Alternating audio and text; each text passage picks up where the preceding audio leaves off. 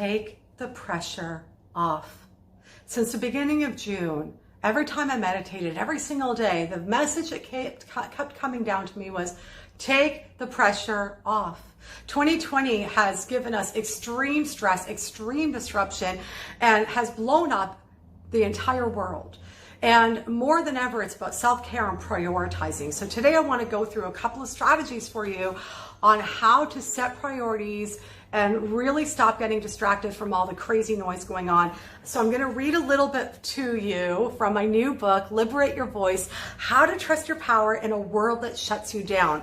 So in chapter 6, I go through 4 steps. I'm going to go through the first couple. The first is prioritize. And we all know that we need to prioritize. So the exercise I give in the book is I want you to go through all the different life areas and work areas that I list in the book. I want you to write down what's working, what's not, what needs to get dealt with, and what's urgent. Start to highlight all those. Just get the noise and the stress out of your brain. And then what I want you to do is really start to go, okay, if I have more than 2 things that are urgent, how am I going to deal with this? And that's where you have to start playing with possibility. So for example, since March, I've only been working part-time because I haven't been feeling well and I was waiting for surgery. And so my 2 urgent things was A, taking care of my health, and B, taking care of my clients. I was only working part-time. I had 0 capacity to do anything else, but I had a whole bunch of other things I had to deal with, including my car lease expiring. And I'm like, God, my car lease, I've got to return it soon. And the car had multiple car accidents.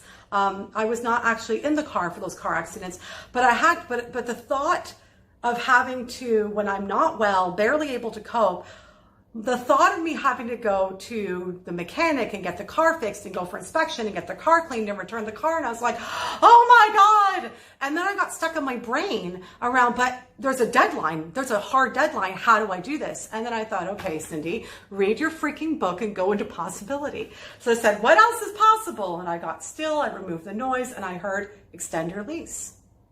So I extended the lease. It was 1 phone call, 5 minutes. The dealer's like, yeah, totally extend the lease for 6 months. So now I've got 6 months breather to get through my surgery, get myself recovered, and then deal with it. So I want you to look at your priorities and really ask yourself, what are all the urgent ones? And if you can't get them all done, start to play with possibility. Okay, step 2 is all about just say no.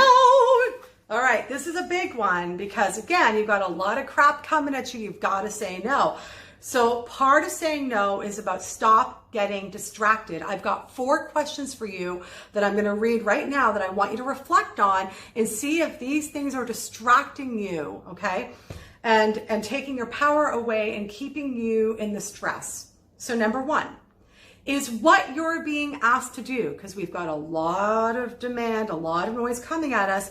So is what you're being asked to do distracting you from your goals?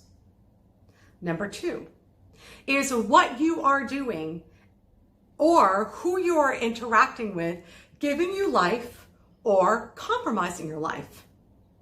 Number 3, are you following the shiny object, logical thinking, or the quick fix?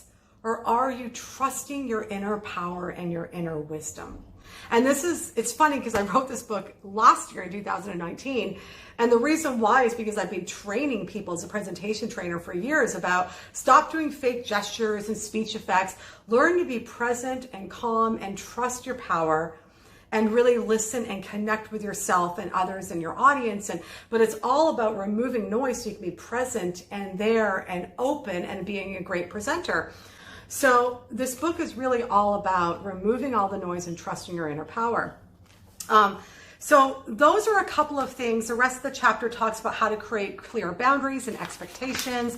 We talk about how to communicate from your power so you don't come across as begging or like you're taking your power away, understanding how to negotiate what you want, understanding how to do less and get bigger results. So if this book is resonating, if you love these tips, please go to Amazon, pick it up, Liberate Your Voice, How to Trust Your Power in a World That Shuts You Down. And if you love my ongoing videos and my singing and all that good stuff, please go to my YouTube channel and subscribe. subscribe. All right, everybody, go and have a great day. Lots of love and blessings.